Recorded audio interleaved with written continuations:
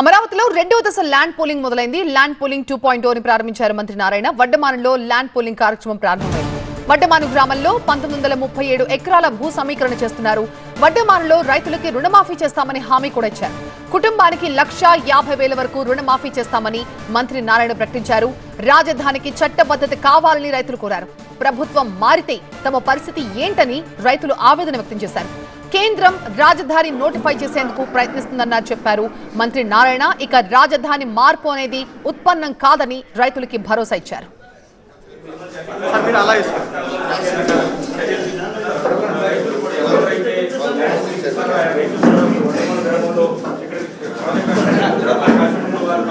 Second phase land polling మొదలైంది. Land polling 2.0 ప్రారంభించారు మంత్రి నారాయణ. వడ్డమానులో ఈ ల్యాండ్ పోలింగ్ కార్యక్రమాన్ని ప్రారంభించారు. వడ్డమాను గ్రామంలో మొత్తం 1937 ఎకరాల భూ సమీకరణ చేయబోతోంది ప్రభుత్వం. వడ్డమాను రైతులకి రుణమాఫీ కూడా చేస్తామని హామీ ఇచ్చారు. ఒక్కో కుటుంబానికి 1,50,000 వరకు రుణమాఫీ చేస్తామని మంత్రి నారాయణ ప్రకటించారు. అయితే రాజధానికి చట్టబద్ధత కావాలని ఆ ప్రాంత రైతులు కోరుతున్నారు. ప్రభుత్వం మారితే తమ పరిస్థితి ఏంటన్నది రైతుల ఆవేదన.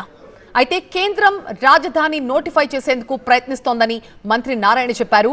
ఇక రాజధాని మార్పు అనేది ఉత్పన్నం కాదని రైతులకి భరోసా ఇచ్చారు మంత్రి.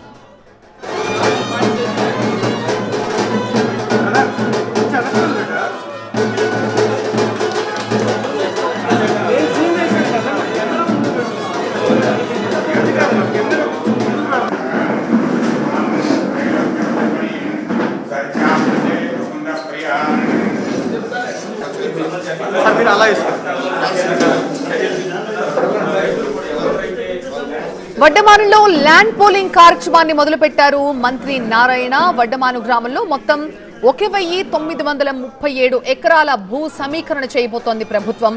ఇక వడ్డమానులో రైతులకి రుణమాఫీ కూడా చేస్తామని హామీ ఇచ్చారు. ఒక్కో కుటుంబానికి 1,50,000 వరకు రుణమాఫీ చేస్తామని మంత్రి నారాయణ ప్రకటించారు. అయితే రైతులు గత అనుభవాలు దృష్టిలో పెట్టుకుని రాజధానికి చట్టబద్ధత కావాలని కోరారు. ఒకవేళ ప్రభుత్వం మారితే తమ పరిస్థితి ఏంటి అన్నది రైతుల ఆవేదనగా కనిపిస్తోంది. అయితే కేంద్రం రాజధాని నోటిఫై చేసేందుకు ప్రయత్నిస్తోందని మంత్రి నారాయణ వాళ్ళకి భరోసా ఇచ్చారు. మరొకసారి రాజధాని మార్పు అనేది ఉత్పన్నం కాదని రైతులకి భరోసానిచ్చారు మంత్రి నారాయణ.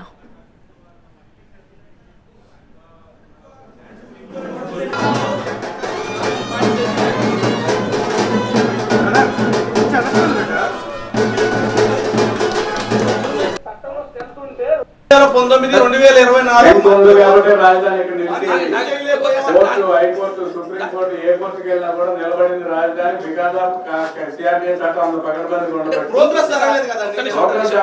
కారణాలు పొలిటికల్ రీజన్స్ తో రాజధాని కేంద్ర ప్రభుత్వం సపోర్ట్ గా ఉంది. గెజిట్ ఇవ్వబోతుంది. మేము అనేది ఏంటంటే ఎనీ సర్కమ్స్టెన్సెస్ కోర్టుకు డిలే అయిపోతే ఈ పరిహారం ఇస్తామని చెప్పేసి అగ్రిమెంట్ లో పెట్టండి. మీరు 3 సంవత్సరాలు అభివృద్ధి చేసి ఇస్తామన్నారు. 4 సంవత్సరాలు సమయం తీసుకోండి. 4 సంవత్సరాలు అభివృద్ధి చేయలేకపోతే పరిహారం పెట్టండి, భారమైన పరిహారం పెట్టండి. ఇప్పుడు మీరు 3 సంవత్సరాలు అభివృద్ధి చేయకపోతే you can go to court of law. Condition పెట్టమంటున్నాం సార్. దాంట్లో అదే సార్ దీని మీద పరిహారం కండిషన్ పెట్టమంటున్నాం సార్. ఎకరానికి 5 లక్షలు ఇవ్వండి సంవత్సరానికి. మీరు అభివృద్ధి చేసి ఇవ్వలేకపోతే లేట్ పేమెంట్ ఇవ్వండి. పరిస్థితి రాదంటున్నాను సార్ ఒక్క నిమిషం. పరిస్థితి రాదంటున్నా. పరిస్థితి హ్యాపీ అప్పుడు కోర్టుకు వెళ్ళారు. హైకోర్టు ఏమో ఫేవర్ గా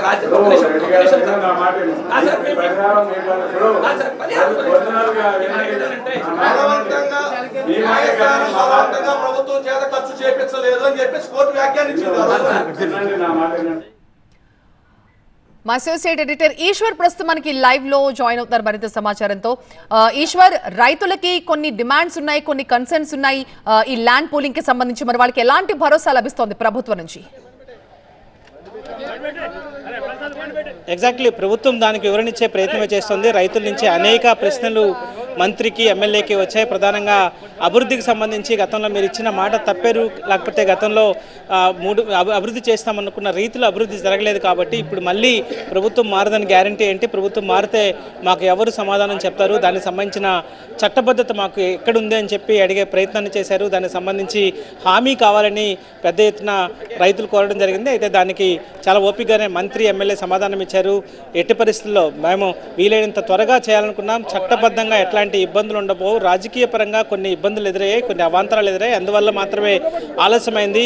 వీలైనంత త్వరగా అభివృద్ధి చేసి ఒక ప్రపంచ స్థాయి నగరంగా అమరావతిని ముందుకు తీసుకెళ్లాలన్న లక్ష్యం తప్ప వేరే ఉద్దేశం ప్రభుత్వానికి లేదని మీకు కూడా తెలుసు. కేవలం కొన్ని కారణాల వల్ల, కొన్ని రాజకీయ కారణాల వల్లే ఆలస్యమైంది తప్పనిచ్చి వేరే ఇతర కారణాలు లేవు. మీరు అందరూ సహకరిస్తే వీలైనంత త్వరగా రాజధానిని ముందుకు తీసుకెళ్లే ప్రయత్నం చేస్తామని చెప్పి మంత్రి ఎమ్మెల్యే ఇద్దరు రైతులకు సమాధానం ఇచ్చే ప్రయత్నం చేశారు. అయితే రైతులు మాత్రం దానికి సంతృప్తి చెందలేదు. దానికి ఇంకా మాకు ఇంకా చాలా అనుమానాలు ఉన్నాయి. ప్రస్తుతం మీరు తీసుకుంటున్నారు, ఎందుకంటే అత్యంత సారవంతమైన భూములు మా ఇవి ఇక్కడ ఉన్నవి, వీటికి తరతరాలుగా మాకు వచ్చిన భూములు. ఈ భూముల్ని మేము సొంత వాటికి సంబంధించి భూములకి చాలా కన్సర్న్ ఉంటుంది, వాటికి అనుబంధం ఉంటుంది, తరతరాల అనుబంధం ఉంటుంది. అట్లాంటి వాటిని మేము ప్రభుత్వానికి ఇవ్వడానికి ఇబ్బంది లేదు. కానీ అక్కడ ఖచ్చితమైన అభివృద్ధి ఖచ్చితమైన పీరియడ్లో జరుగుతుందన్న హామీ మాకు కావాల్సిన అవసరం ఉంది అని చెప్పి వాళ్ళు చెప్పిన నేపథ్యం కనిపించింది. అదే సమయంలో మిగతా ఫేజ్ 1లో రైతులు ఎదుర్కొన్న సమస్యలు ఇంకా పరిష్కారం కాలేదు. 11 సంవత్సరాలు ఫేజ్ 1లో ల్యాండ్స్ ఇచ్చారు, కానీ అప్పటి నుంచి ఇంకా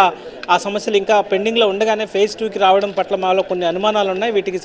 వీటికి సమాధానం చెప్పాల్సిన బాధ్యత మీకు ఉంది అని చెప్పి రైతుల నుంచి కావచ్చు, కొంతమంది గ్రామస్తుల నుంచి వస్తున్న పరిస్థితి కనిపిస్తుంది. అదే సమయంలో మరికొంతమంది రైతులు స్వచ్ఛందంగా వచ్చి ప్రభుత్వం మీద తమకు నమ్మకం ఉంది అని చెప్పి గట్టిగా చెప్పే ప్రయత్నం చేశారు.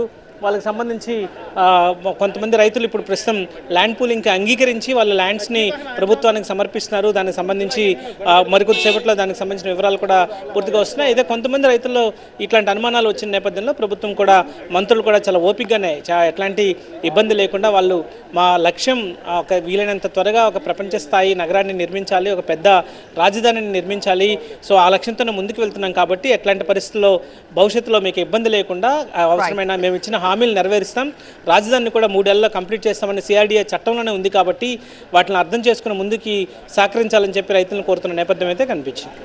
రైట్ ఈశ్వర్.